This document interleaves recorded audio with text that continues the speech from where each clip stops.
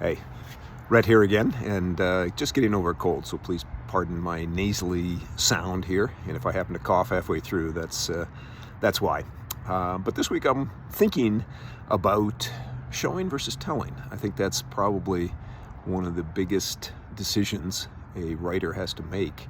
When I was in college and studying creative writing, our professors used to really hammer on show, don't tell, because I think it's a common thing for young writers to rely on just kind of a summation, on a third-party narration of what's happening in a particular story, and it takes away from some of that emotional impact. But at the same time, when I was talking with my first editor, Tom Jenks, many years ago, my first novel, which was sadly underwhelming, but he spent quite a bit of time talking to me about telling rather than showing, because showing takes time, takes pages, takes words, and takes energy to consume from a reader's perspective.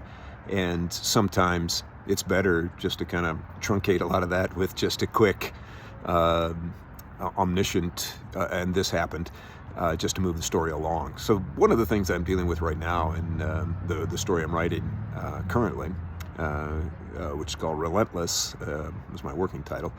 And it's about a woman who is struggling, raising she's a single mom raising a teenage daughter who is giving her no break at all, like teenage daughters are wont to do, I think.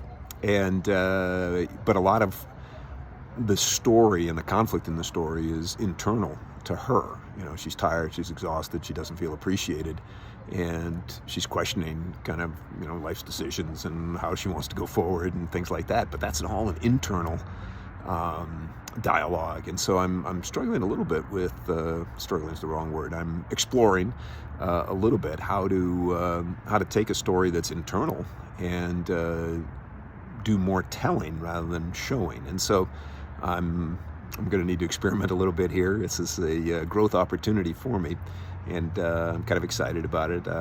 Story is a tougher one for me to tell, just because I'm dealing with a lot of things that I don't have firsthand knowledge of. So I'm trying to imagine what it would be like to be an immigrant mother, single mom, teenage. I've had the experience with teenage daughters, but not from a mom's perspective. But there's a lot new there, and one of the things from a technical standpoint that's new is it's very much an internal story, and how do I capture it?